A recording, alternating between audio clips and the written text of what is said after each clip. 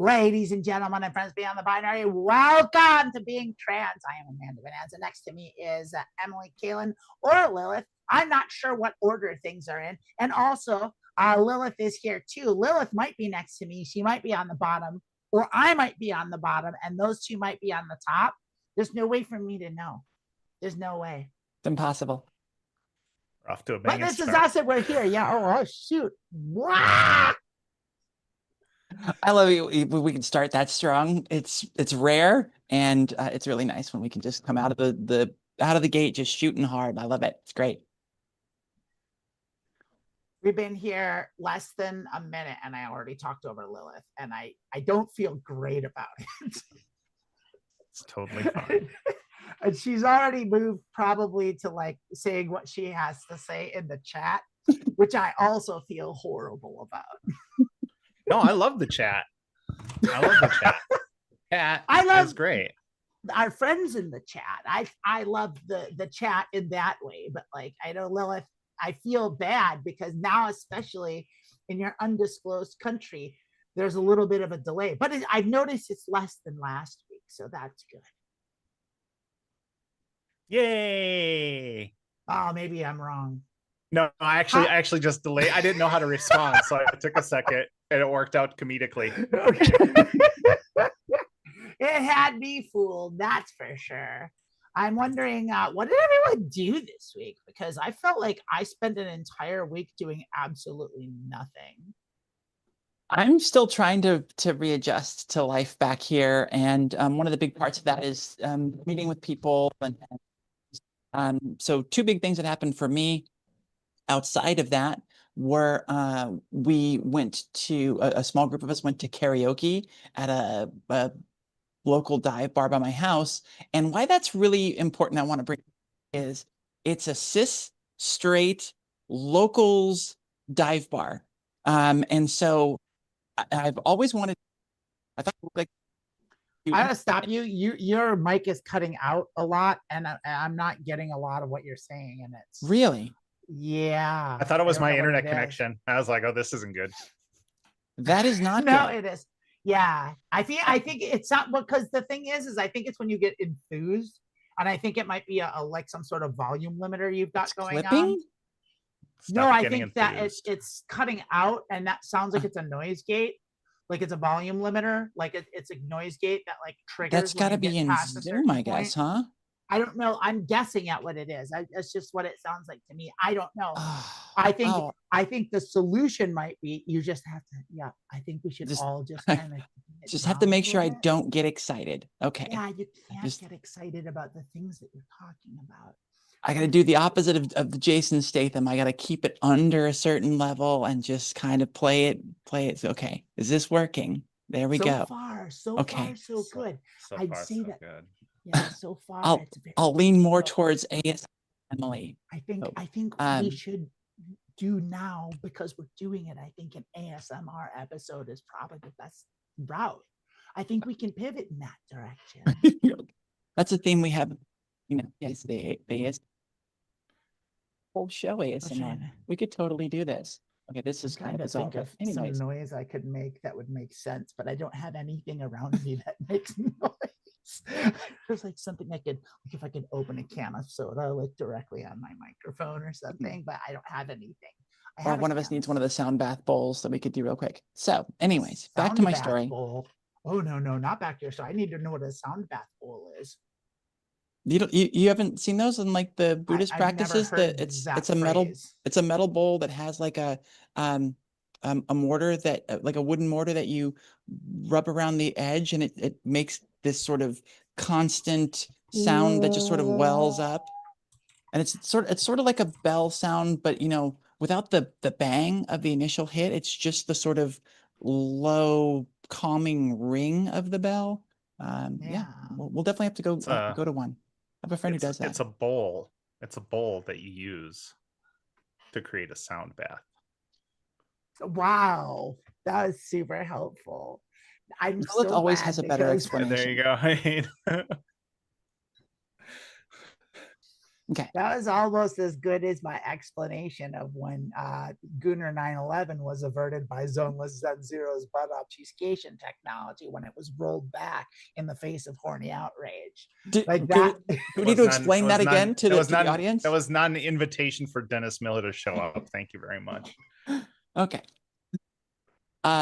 There's a local dive bar that I've always wanted to go to, and I've been kind of afraid of it because, trans, and sort of the locals only thing can be a little daunting. But the person who put on the karaoke event for us for Trans Pride Week this year was doing karaoke this Wednesday. And so I'm like, let's go and show up and support them. So a group of 4 of us went, and we did karaoke in a straight cis environment as 3 trans girls.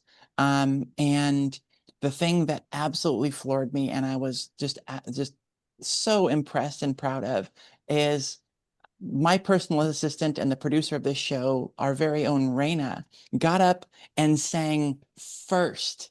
She was the first person up outside of the hosts of the show. And they're constantly singing, so they've got no fear or whatever. She went up and she did it, and I was like, it took me years to be able to get the confidence to go up there. And then now, as a trans woman being out in public, like I still,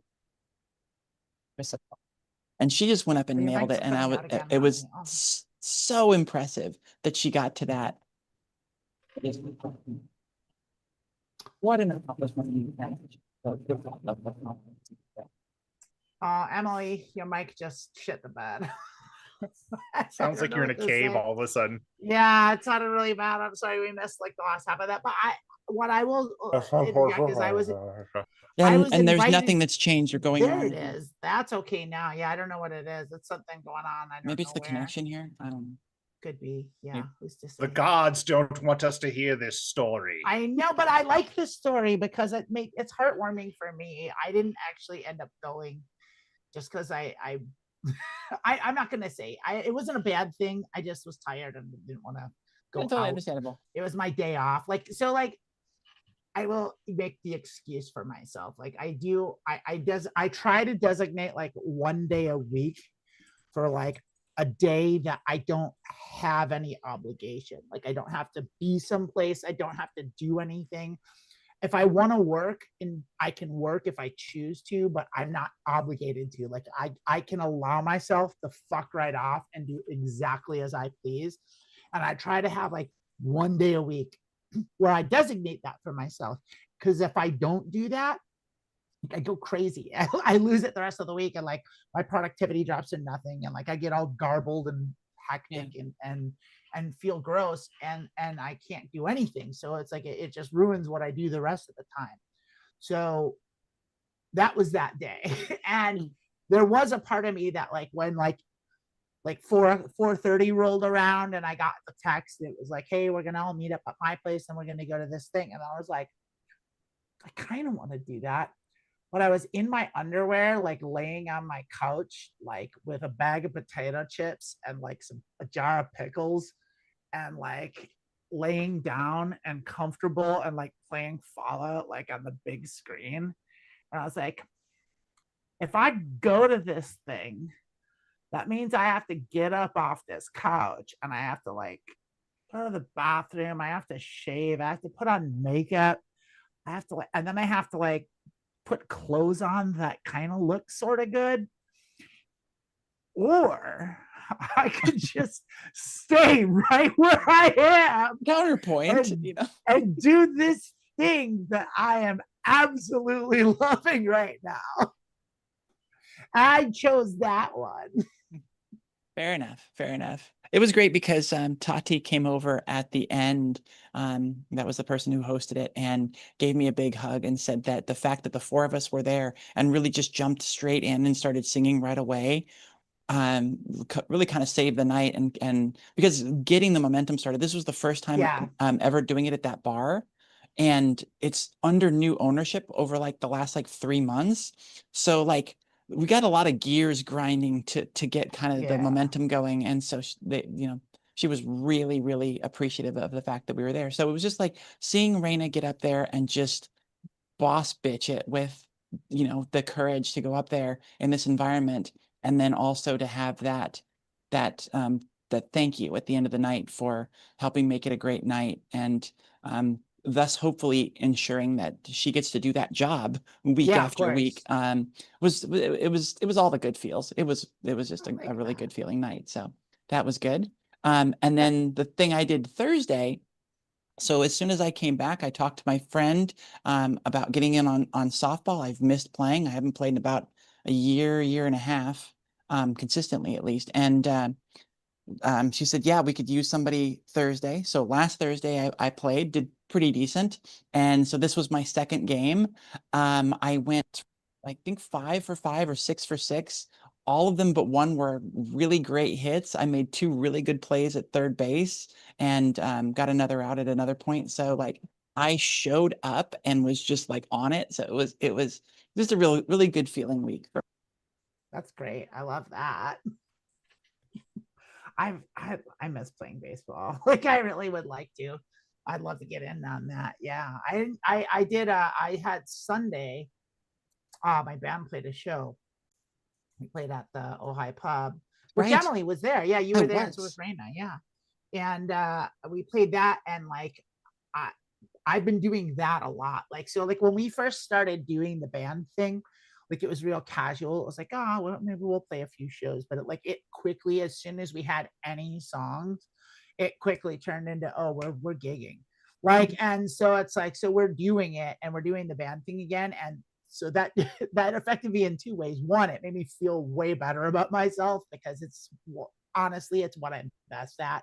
Like I feel so at home and comfortable being a live acting working musician. It's like this is kind of what I do. And then second, like it it brought back post show depression.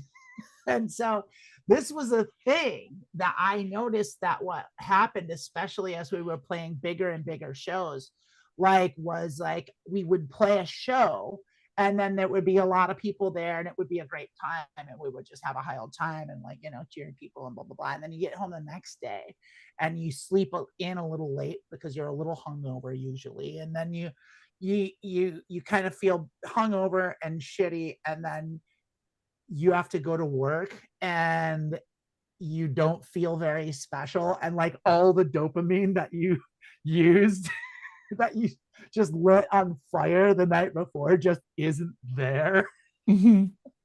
And like it's a thing that I talk to like my bandmates and like all my other musician friends. It's like it's a regular thing that happens. And that's what we just called it, post-show depression. It's just like you feel like, oh God, oh, everything kind of sucks. And that came back. So I had that on Monday. I was like, oh yeah, that means I'm a musician. And then I overslept for my job. Oops. On Tuesday. Not a good look. You know what? I've been so on time and I was about 20 minutes late and that's not great, but like I've never been late. I've been like 2 minutes late once in the entire year and a half that I've worked there. And so, but like it's the first time, like I woke up feeling so refreshed and invigorated and the sun was pouring in. And I was like, oh, I feel great. What a great sleep. And I go over and I look at the clock and it's like 10:01 and I'm supposed to be at work at 10. And I was like, oh, fuck, I have to go right now. And I called my boss. I just like ran over there and like I didn't have time to do anything. I didn't get to make myself look pretty or anything. I just went straight there and like, and then I felt embarrassed because I was late. But that's the first time I'd slept past 9 a.m. in 5 years. Like, and so now I had to set an alarm because it's like I can't have that happen again. And I haven't set an alarm in 5 years. Oh, wow. Yeah. So hey, I'm shifting over to the musician's life again. There's a little transitional mess, but like it feels good. Feels good. Do you get something similar to that from your shows, Lilith? Like when you're doing, you know, a big improv show or even a solo night? I would say for me, it's always like immediately after the show. Like I'll be like, if you come up and talk to me Right after a show, after. just however I am, just I apologize. It's just like blowing up a balloon and then popping it, and then it's just like, okay, now I put it all out there, and like mentally I've got to like completely regroup, and physically, if I was like, there are nights where I have a really good show where I'm just like 20 minutes and I'm like physically exhausted because we just go so hard. So for me, it's always like immediately after. Like if you're talking to me after the show, if there's an after party and I performed, to just kind of like give me some grace. Yeah, That's I think wild. the closest I get to that is, hosting the transverse table at Pride events and talking to everybody about what the transverse is doing, the local things that we're doing here in our area and all that, and just sort of being on for 6-8 hours, just schmoozing and being super social and high energy. And then the crash after that is pretty serious. There's usually like an after, like, oh, let's go over to the gay bar kind of thing, and it's just like, no. I'm out. I'm tapped out. I got nothing. I want to go home. I want to go in a bath. I want to just do nothing. Real. Yeah, I know what you're saying, Lilith, like with the right after thing. I've had to like, whichever manner I had to, I've never gotten that luxury, because like you have to, as a musician, like when you're performing like improv, you can just walk off the stage and be done, and then you can go wherever there aren't people, if there's a place that is. But like when you're a musician, you got to tear down gear, so you got to wrap up your cables, you got to put your stuff away, you got to put your instruments in cases, you got to do all this stuff. And that's when people come up to you and talk to you, and like it's you have to be nice. Like you have to be on. Like I can't be like, I fucking feel like shit and I don't want to talk to you. It's like someone comes up, you have to like, oh, thanks, oh, you were great. Not Blah, nice. blah, blah, blah, blah. I don't know what you think I'm saying to people. I'm not. No, not I didn't nice. say you're not nice. I'm just saying, like, just not in the mood for like long conversations.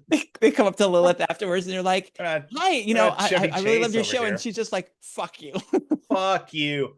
Fuck you. You like my show? I hate you, you plebe. That show sucked and you're an idiot for liking it.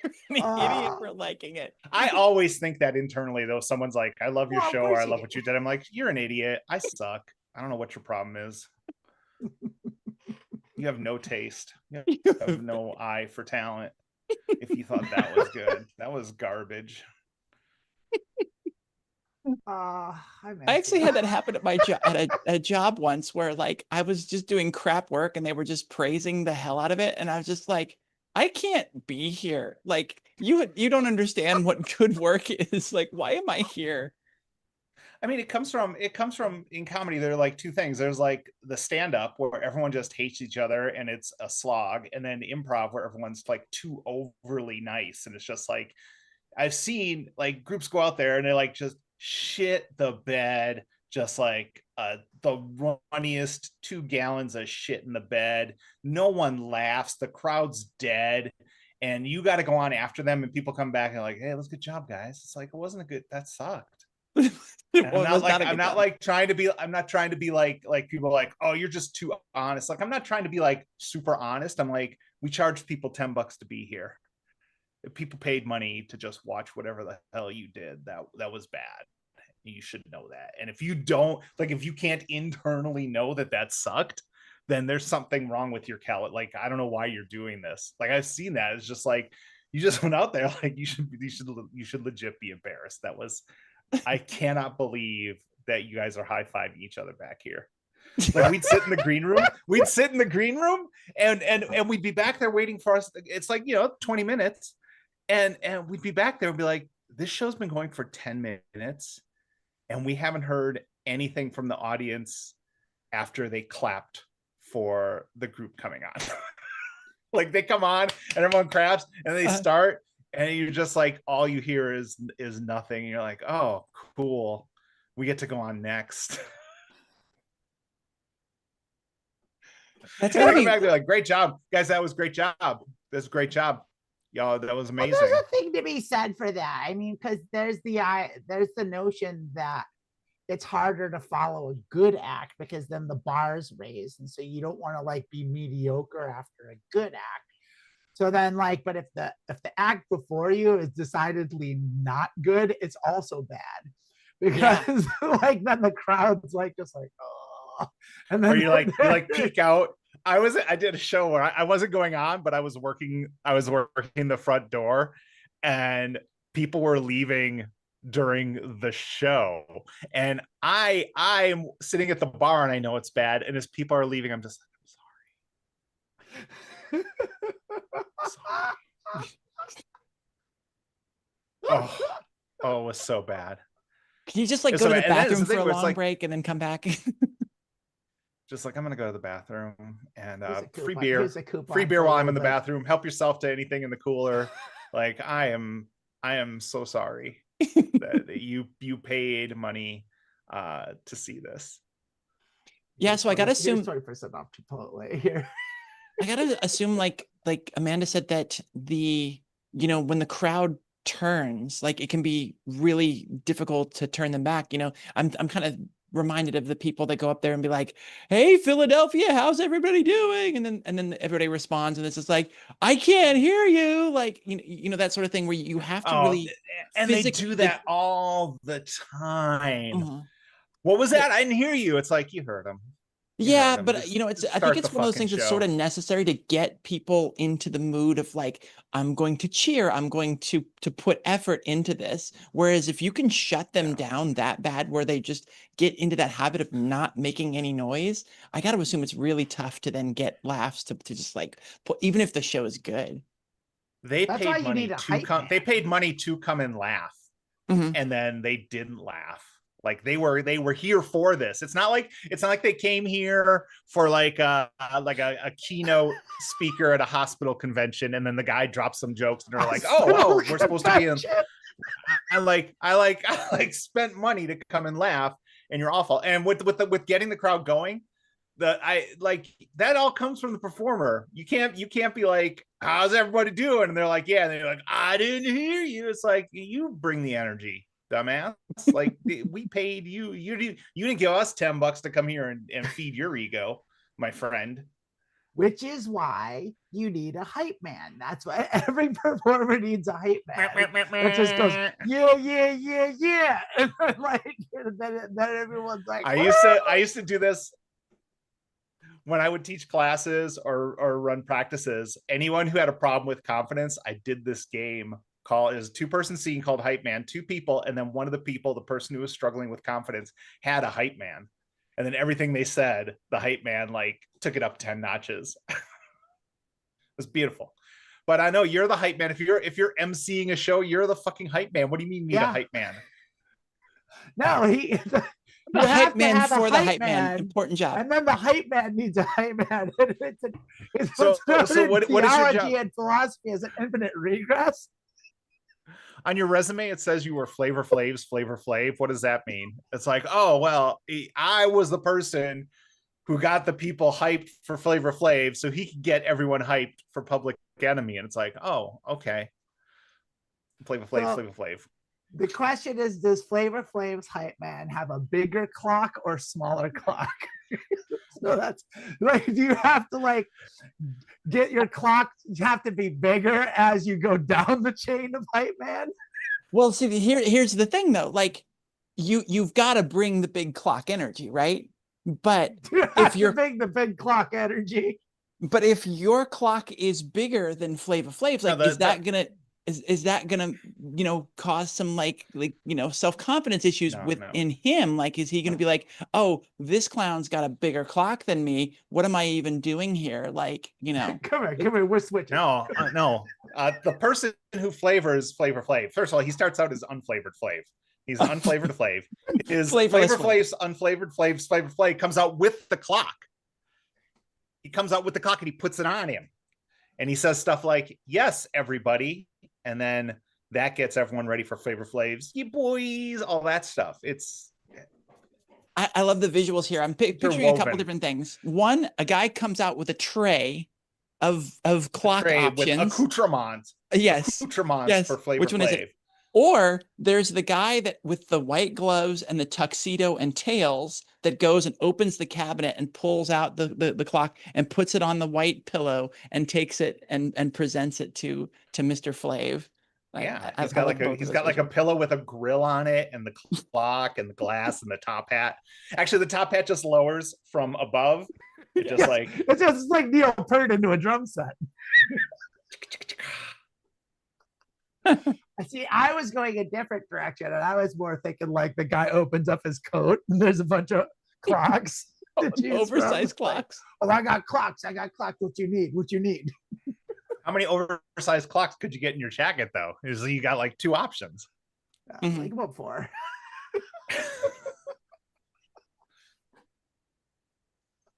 All right, we got a very special thing going on today. I have prepared and am running Culinary Delights. Who's excited? Who's ready? I'm excited and I'm ready. I can't hear you. I am level. Well, yeah. I think your mic's cutting out a little bit. JK, LOL. That was the I can't hear you joke. And it didn't really work all that well. Actually, maybe it will in retrospect. I realized that upon the instant I told that kind of joke is that like you might take it seriously, and as well you should, because your mic has been cutting out.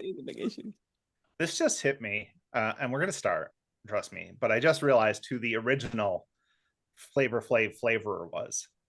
And it was when they did that version of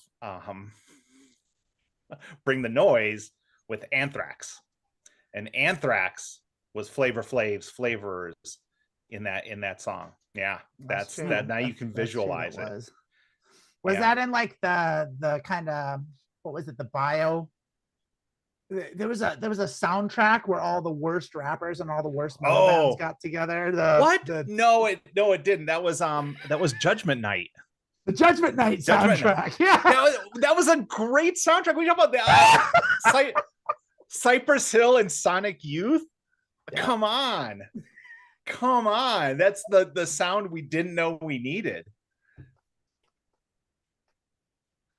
I remember the Judgment Night soundtrack. It was a running gag for most of the years afterwards.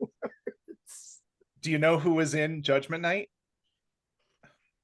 I don't even remember. Was it? I assume it was a movie. Yeah, that's what I'm guessing. Your favorite comic. Your favorite comic, Dennis Miller, was in. Dennis Miller was in Judgment Night. Yeah, it was like Dennis Miller, Dennis Leary, all the bad Dennis. All the Dennises were in it. We don't like Dennis Leary. Like, he had a moment. I find him fun. No, I never was into Dennis Leary. I thought he was an obnoxious prick, kind of. He also stole all his material from Bill Hicks. So. Okay. Yeah. Well, that could Bill be. Hicks was about 1,000 times better at all of it too. And was not in Judgment Night, which is a point for him as well. That is a shame. Was he dead by then? If he wasn't, not, it probably killed him. Definitely killed him. Definitely put him over the edge. It's like, this movie sucks.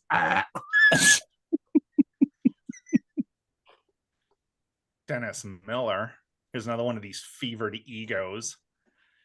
Read a book once that thinks suddenly he's a comic genius. Yeah, I'll have that joke for you by Wednesday. I'm sorry, you have something for us? Yeah, we're going to do a show, I think. Yeah, Raina, hit it. Just a quick line, that's it. It is a beautiful thing. Look at that.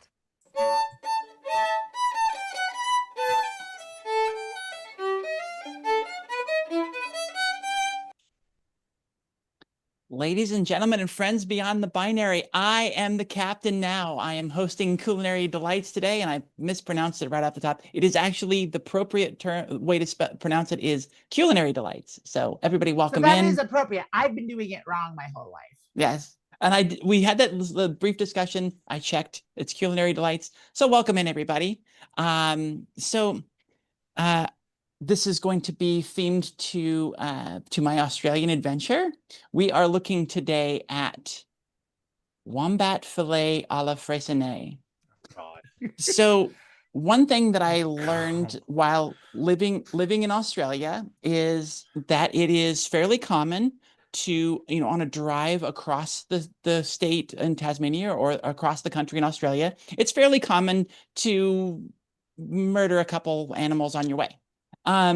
So that being a common experience, two people put together a book as a way to, as a way to give you something to do about that.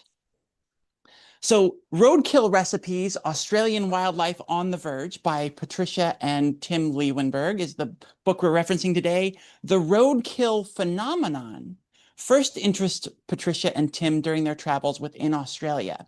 Every roadkill encounter brought with it many questions and long discussions that continue to this day. So this is I already have questions that may lead to long discussions.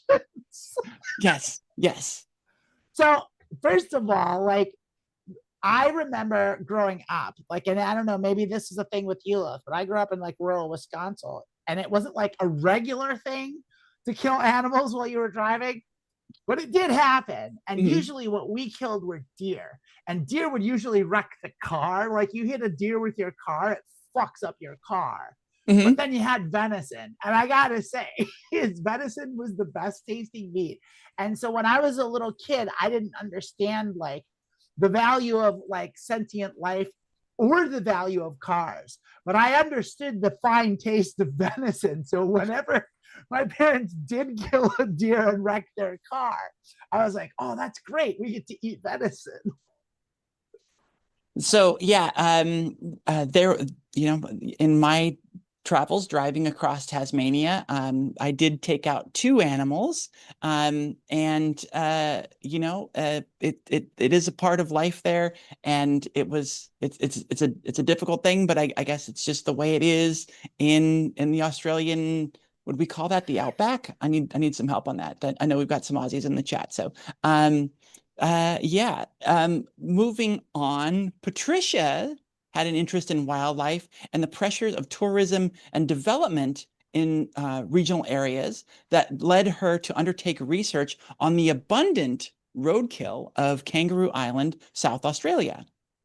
As a local doctor on Kangaroo Island, Tim has a vested interest in reducing human injury from wildlife vehicle collisions. So yes, one of the, go ahead. You're in the car. You're in the car. You should be looking to protect these animals who are just trying to get across the street. They're just trying to cross the road to get to the other side. The other side. No one knows why. You're assuming no one knows why. Australians are driving on the road. They might just be balls out, like driving where the fuck ever.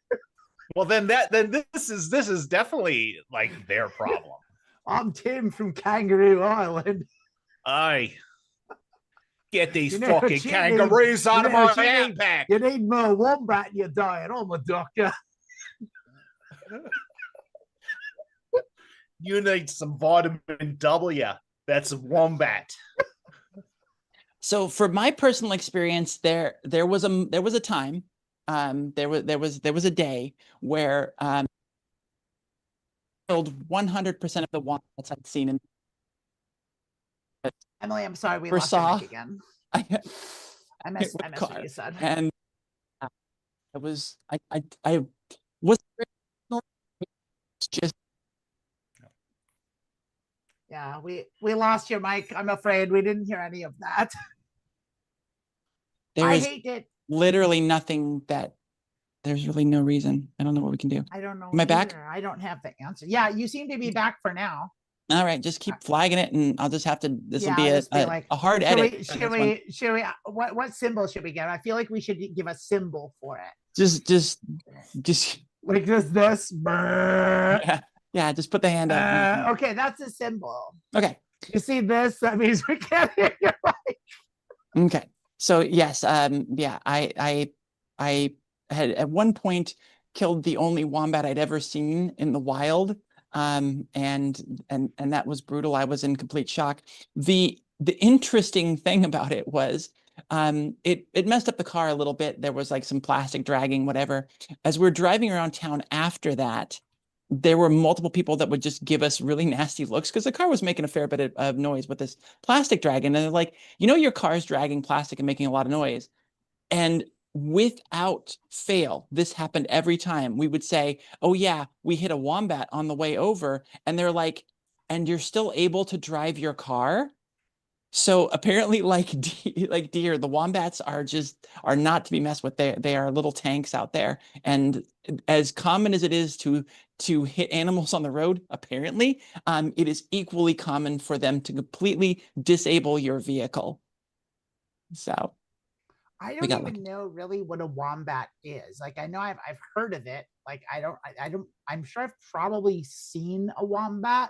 Like, or a photograph. Where did you see a wombat? Oh, a photograph. Okay, I was like, yeah, where would you see like a photograph wombat? or a video? It's like something with David. You just go out to the beach. You see him surfing in California. Yeah, they got shades on.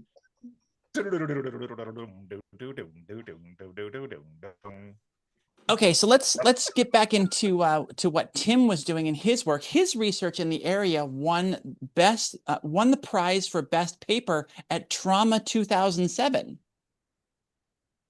The Australian Trauma, the Australasian. That sounds like a place. Wait, that sounds like where you like premiere the new Toxic Avenger movie, like Trauma 07. We got premiere. It does sound like a bad music festival, doesn't it? Limp Bizkit and all Insane Clown Posse and all them. So yes, apparently Trauma 2007 is the Australasian Trauma Society annual meeting. Trauma 2007. Who knew that was a thing? Roadkill recipe. Australasian. Hi, I'm Tim from Kangaroo Island. You might know me from my best paper at Trauma 2007 at the Australasian Trauma Society annual meeting. Oh yeah, I saw that. I loved it. I've got a great recipe for wombats. Just stick around. So Roadkill Recipes, Australian Wildlife on the Verge highlights the confronting issues of roadkill, emphasizing important conservation and road safety messages with a twist for the gallivanting gourmet. I'm excited. But before we get into the recipe, let's good talk about some of the important driving tips here. While this book is about cooking, is this part of the recipe? Like get up to 60. Get up to speed. 62 miles. Got to get to 62 miles per hour.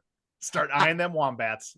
I do need to break character slightly and jump in and say that there was a recipe I flipped to on the book that was like basically sort of like a chicken strips sort of thing made from one of the birds. And it actually literally said, put it on the pan on top of your engine block, gently close the hood and drive for 20 minutes and then get out, flip them over, close the hood and drive for another 20 minutes. Like that was literally the recipe. And I was just like, wow. Most fucking Australian thing I've ever heard in my life.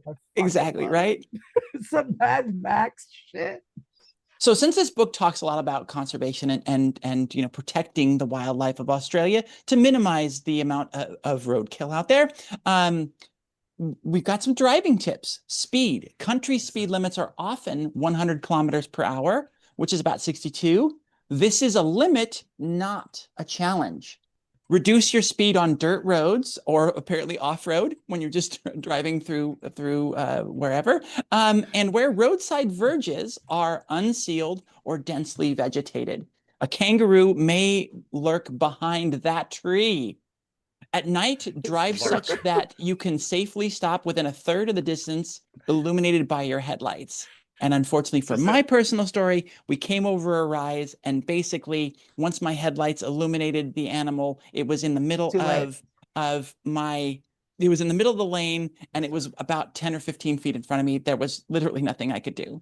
And just a kangaroo in a trench coat and a fedora lurking behind a tree waiting for someone. I was trying to picture what a lurking kangaroo would look like. And I feel like is a lurk like I feel like a lurk is a little hunched over. Is this like it's like you're kind of like narrow your eyes. You gotta narrow your eyes. Yeah, you definitely have to narrow your eyes. And you gotta twirl the mustache. And then he opens up his trench coat and his Joey's in there like Like alien style pops out at you. Well, kangaroos are fucking Quaylog. ripped, man. Over their trench coat, you just see muscles for days. You just see like tight body. Like kangaroos have gnarly good abs. Some of them are really buff. It's wild, and I actually it is wild. I looked it up, and it is true. Like some of like there are certain breeds of kangaroo that are just muscular and buff They're as just hell. jacked. They're like, it's like yeah, they should be boxers. I understand why they put them in boxing rings. So this is suggesting that speeds are a maximum of 65 kilometers per hour or 40 kilometers per hour on just like a heavily wooded road, which would have made our trip across Tasmania take about, I think I did the math, about 12 hours, which is a little excessive. Kilometers is pretty fucking slow. I mean, that's about like what, like it's like 18 miles an hour. Yeah, 18 to 22 somewhere 22, in there. Yeah. Use high beams at night to illuminate the road. I was doing it. I feel attacked here. These are things I was doing. Consider dipping your lights if you do see wildlife. High beams may dazzle and make animals more likely to run into the vehicle. Is that what did you shut off your high beams, or did you dazzle that wombat? Did not have enough time. He dazzled a wombat. She dazzled a wombat. Better than be dazzled. I'm so taken with them. Look at those bright lights. Oh, she's reduce pretty. speed if you see an animal, giving them both space and time whilst you pass slowly when they're in the middle of your lane, 10 feet ahead of you. Wrong. Wrong. You got to speed up. You gotta dare them. You gotta dare them. Yeah. Well, they'll never learn otherwise. Like, like in Wisconsin with deer, that's the thing. You slow up. Wombats. You slow up, and then the deer runs into you. You just gotta go. It's like, who remembers Days of Thunder when the accent's in front of you? You just gotta go through that smoke. Just go. Just go through the smoke. Yeah, just go. Dick Trickle wouldn't have slowed down. That's for sure. Oh, it's in God's hands now. It's in God's hands. What do you know more than God? So according to Lilith, I did the right thing. Avoid, this is very important. This is where it gets a little bit serious here. Just for a moment, maintain control, avoid swerving, as this may cause loss of control and your vehicle may cross into oncoming traffic, roll over, or collide with a fixed object such as a tree that a kangaroo is hiding behind. I would say that avoiding swerving is a good tip, no matter where or what you're driving. If you're driving, don't swerve. Don't swerve. Whatever the situation, don't swerve. I think that's a really good point that Lilith brings up, because I can't imagine in a situation where swerving is a great idea. I mean, definitely, like if it's the last second, it's like before you hit a young child, like probably maybe swerve then. But like, I mean, what is a child doing in the outback? What are you talking about? Hey, maybe they're just we're raised by wombats, lurking behind a tree. That's what. Wombat raised. Oh, we found Melissa. She was hiding in a Joey's pouch. Where do you think most Aussies come from? Of course, they're raised by wombats. Yeah. So how should Australian Tarzan? How should you brake in a situation? It's important to remember to brake safely. There you go. Avoiding locking the wheels. So I guess we're talking about cars from the 70s and before. Yeah, if you're driving a car from 40 years ago that didn't have anti-lock brakes, don't lock the wheels. I think 40-year-old cars had anti-lock brakes. Okay, that wasn't my point. My point was that any car, like telling people nowadays to not lock the brakes is pretty much a waste of time. It's like the brakes don't lock anymore. When were anti-lock brakes invented? Now I kind of gotta look it up. Well, okay, so you gotta look up when they were invented, but also when they were adopted widely. Moving on. If you are unable to stop, it may be safer to hit the animal rather than risk a crash through loss of control. So, follow Lilith's advice. Just instead of the brake, gas pedal, and you're good. Is this a recipe or like a road safety course? Like, are they getting points back on their license for being here today? Yes, yeah. This is important stuff, and so yes, we've gotten sponsored by the Australian Traffic Commission, and yes, it will be. Everybody will get points on their license for this. Ready? I apologize. I need to apologize to Lilith because she was Okay. right and I was wrong. The anti-lock brakes became prevalent in the 1990s. So yes, 40 years ago is the exact right amount of time that you could be driving a car. Don't tell me that. Assume did not have anti-lock brakes. The 90s I actually were 40 remember years when ago. they were a new. No, the 90s were 30 35 years ago, but like 85 was not 40 years ago. So like, I mean, you can't still be feeling old because of you remember youth. Like, I mean, we're all in and about our 50s. All right. Let's see what goes into this. 2 wombat fillets. Yeah. 2 teaspoons. Right. 2 teaspoons of olive oil. 1 teaspoon of lemon juice. A half a teaspoon of crushed garlic. It's important that it's crushed. That doesn't sound like a lot. Sea salt and peppercorns, again crushed. Snow pea shoots, green salad leaves, and 4 mini gourmet deli-style hot peppers pre-stuffed with feta cheese, Tasmanian plum, and pepperberry sauce. So as you're, I think the suggestion here is you're driving through the Outback, you should probably have those with you already. I was going to ask, as I'm standing over a completely eviscerated wombat carcass, are the 2 fillets going to stand out enough that I'll be able to take them off that mess? Well, you make a fillet with your fillet knife. Well, no. Well, like you look you at always how have it's like, on ya. here's the fillet, here's the brisket. Like on a wombat. Yeah, we need that diagram, right? Yes. Yeah, I need that diagram, and then that diagram needs to match the mess that I just made. Or do I just pick off whatever fillets happen to separate themselves from the rest of the wombat? Well, that's why you have your knife on you at all. That's why Crocodile Dundee had his knife. It's just so he could fillet whenever he needed to. That's why. Also, it makes sense. Amanda's Charlie will have her knife. Just Amanda knows how much I love recipes that just have as an ingredient a completely made something. Just hot peppers stuffed with feta cheese and Tasmanian. Well, now I need a recipe on how to make these deli style hot peppers. I don't know what pepperberry is. I've never heard of pepperberry. Have you? What kind of pepper am I using? It's an Australian thing. Yeah, Australians know. I want to know. Well, Australians nah. We nah. What is pepperberry? So this recipe serves 2. That's important to remember. So if you're out there, you know, you're the couple out there. Gotta go hit another wombat. We have guests coming. So this is interesting. I would like to bring this to your attention. So the pepperberry is a spice derived from the berries and leaves of the Tasmania lanceolata shrub, native to southeastern Australia. So it's very much a southeastern / Tasmanian thing. And that sounds kind of cool, actually. it's like you got to like try all this weird shit, and I love it. All right. So here's our method, and that's what they call it method here. Now, full disclosure, I've added a little bit to this because this recipe really kind of left a little bit too much. Like, yes, how do you fillet the wombat? There were several questions that this left me, so I tried to kind of fill in some of the gaps here a little bit. Combine lemon juice, garlic oil, salt, and pepper in a large. 3 minutes. Really?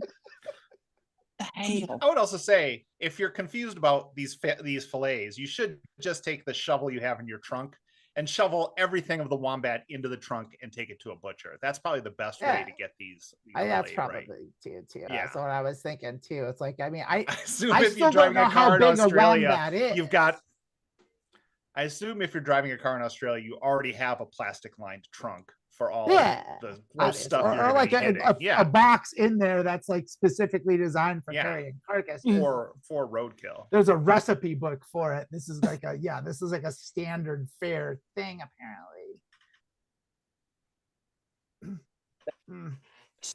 Wait, this guy's cooking this just on the side of the road. It's like, pull out your camp stove and fire up the gas. It's like, wait, you just like hit a wombat, pull over, and just start cooking on the side of the road. There it is.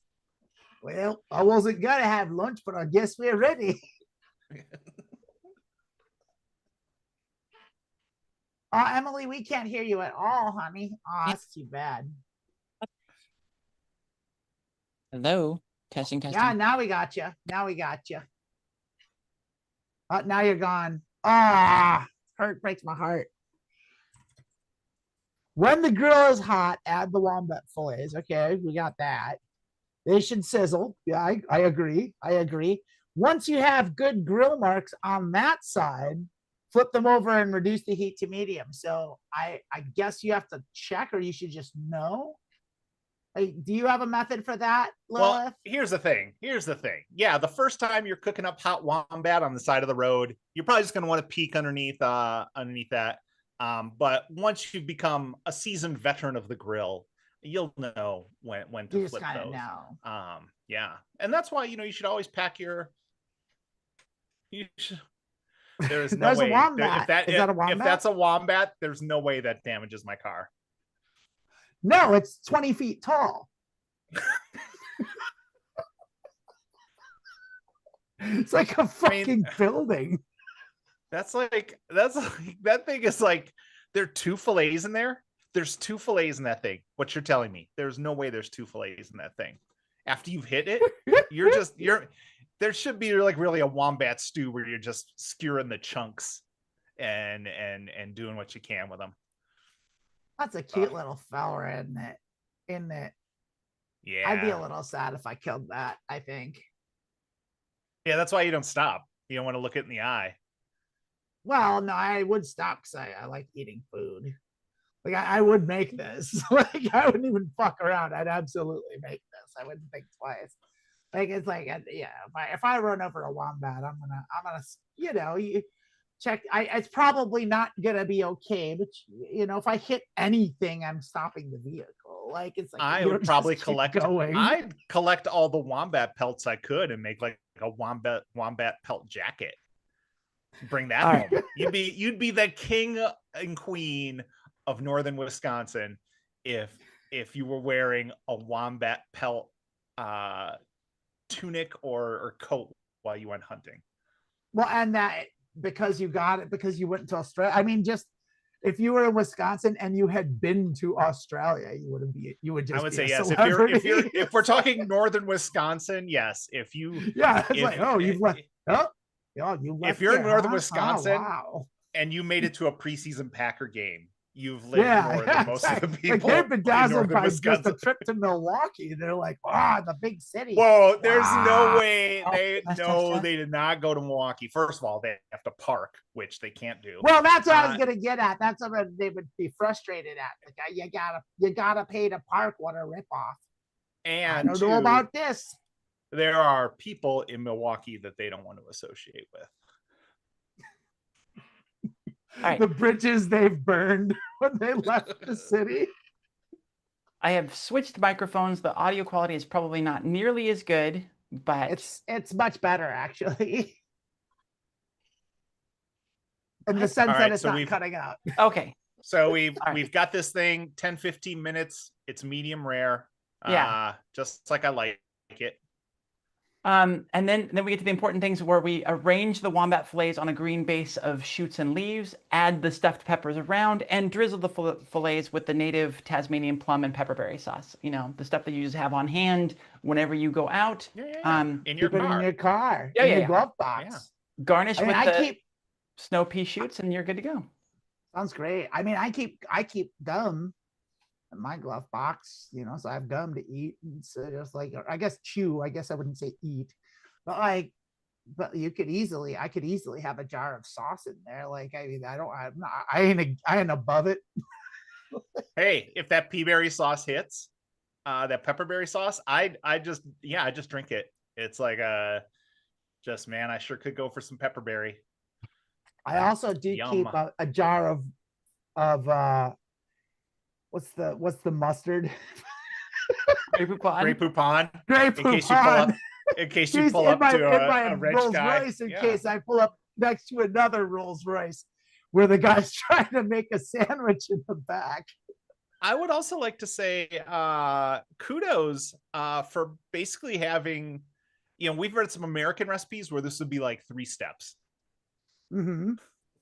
And they did a good job of like taking you step by step through turning this nightmare into dinner. Did you? I'd like to hear about the chef's tip because it's a good one. Yeah. Oh, I'm excited. Yeah. There is an important chef's tip. This simple recipe with deli-style stuffed peppers can be adapted for any type of wombat, northern, southern, hairy, or otherwise.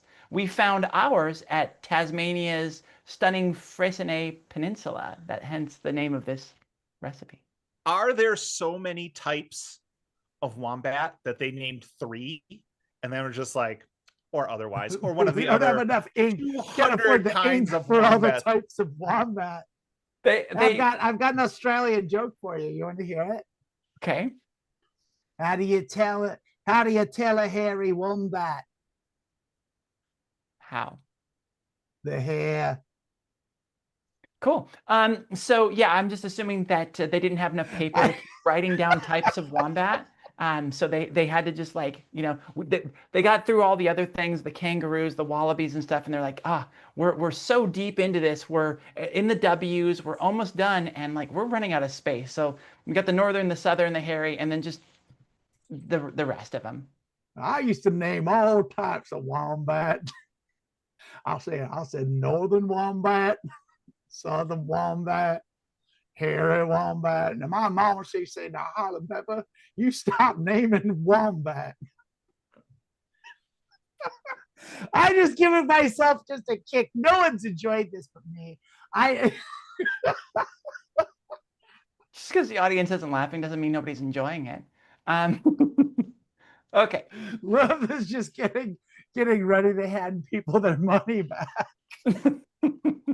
She's at the bar already apologizing to everyone. All right. So we had some mic problems, and while I was doing that, the slides advanced, unfortunately, and kind of spoiled, you know, did some spoiler alert here. Let's see if we can get a good original reaction out of y'all. Yeah. So and then once you've got that done, here is what you'll get. This is sort of our before and after. Oh, so cute. I love that wombat. Unfortunately, they are incredibly cute. The one that I saw was about probably yay big. Apparently, the way they burrow in, they go head first, and sort of their butt can be exposed, and it's covered in cartilage, so that you know, predators can't get in or whatever. And so apparently that just sort of makes their them butt. Yeah, just makes them tough as hell.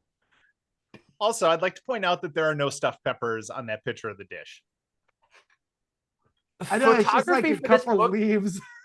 Photography for this book is limited and disappointing. And yeah, I will There's also no sauce on it. It's supposed to have pepperberry sauce, and it's just cooked meat. And it looks like they put the greens on the frying pan, on the grill.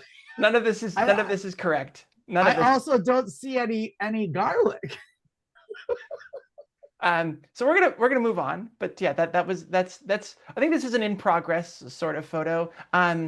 And then very important is we have the disclaimer here. The authors emphasize that no animals were harmed specifically for the making of this book. They were harmed for very many other reasons, but not specifically for the making of this book. Specifically for the making of this book. These recipes. Yeah, we got these from this lab where they practice running wombats over with cars. So they were hurt for that testing, but then we used those carcasses for this. Then we ate them, so it was okay. Yeah, and then we ate them, so it's fine. Yeah. These recipes are intended as satire only. We do not condone roadkill, like aiming for animals. Hold on. No one everyone hates roadkill because it means you hit something with probably the most expensive thing you own, and you risk damaging. Like, I don't think anyone took this as like, we should go do some roadkill. I read that book. Let's get run in with some wombats. Made it sound super cool. Super cool. I don't know about you, but I'm really hungry for wombat today. Let's go for a drive. Go for a drive. Let's see what happens. Let's see what happens. Oh God. Yeah, so they're taking a hard stance here. These two people do not condone roadkill. This is, they're going out on a limb. Yeah. They don't condone it. nor the removal and So- preparation of native animals using recipes herein. So don't use these recipes. woke bullshit has hit Australia, is what you're telling us. Yes, exactly. All this woke bullshit where it's like, oh, you shouldn't run over animals with your car. Oh. I have to respond to Raina's chat comment. It's so good. The crash test wombats. And all I have to say to that is Okay, I normally would reject that, but I appreciate that one. Great joke, Raina. Good follow-up, Amanda. Good job. Ah, nicely done. Native animals are protected in many states. Killing and/or removal of native wildlife without appropriate permits is illegal and may attract severe penalties. So, don't do it. Don't do it. yeah. So this was all farce. This is all satire, which is really disappointing because I spent $23 on this book and now I find out it's useless. I can't even. Also, I can't probably none of the animals are here. That's the Good other luck. part. Good luck going to the butcher and picking up 2 wombat fillets. Yeah. Yeah. There's But not a lot of also, wallaby on the menu. yeah, that's why anytime I buy a recipe book, the first thing I do is I flip through all the pages and make sure there's no disclaimers. Because Yes. you don't want you don't want to get a disclaimer in your recipe book for sure. Well, that's why you do the Billy Crystal and Harry when Harry Met Sally thing is you get the recipe book and you flip directly to the back to read it. So you make sure there's no disclaimers or to know the ending. So in case you die, you know how the book ends. Mm-hmm. It ends with dessert. That's Culinary Delights. That's it.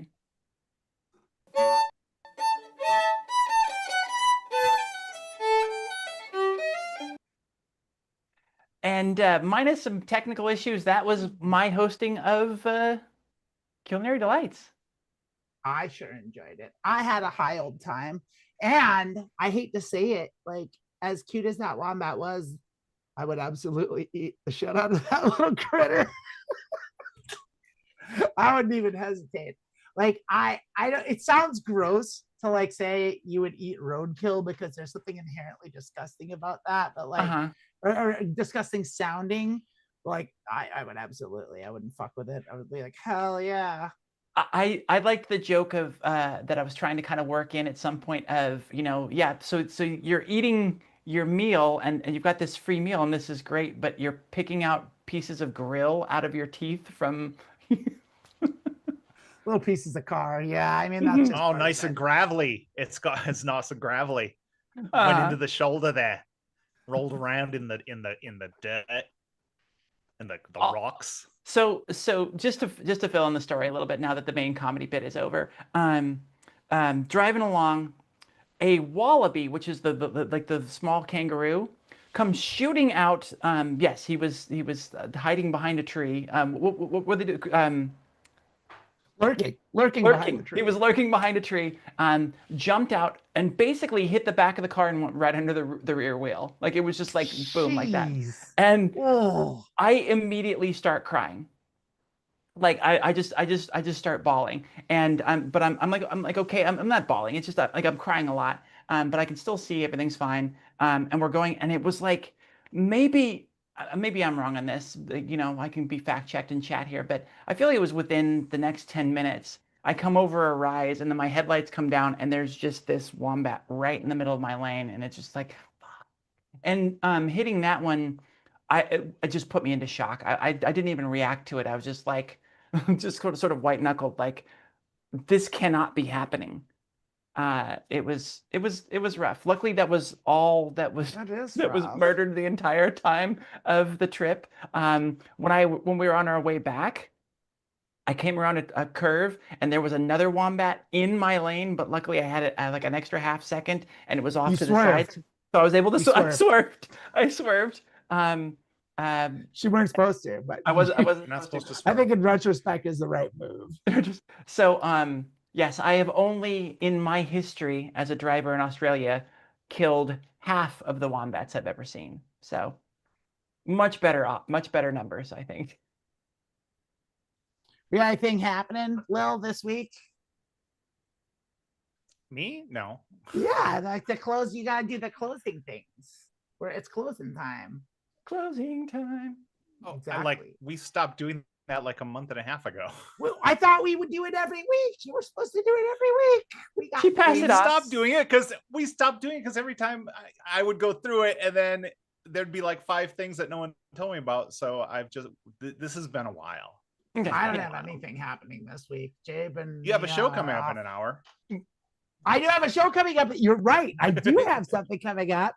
I have a show coming up in an hour. I have what's it called? Mediocre Poker. We're doing a new thing for Mediocre Poker. Are we? And What so is we've it? we have been playing Portland and Omaha this whole time. We're gonna switch it up and we're gonna play zone poker of the no limit Texas Hold'em variety. And so there's a whole thing. I'm gonna explain it, and you're gonna be there, right, Emily? I will.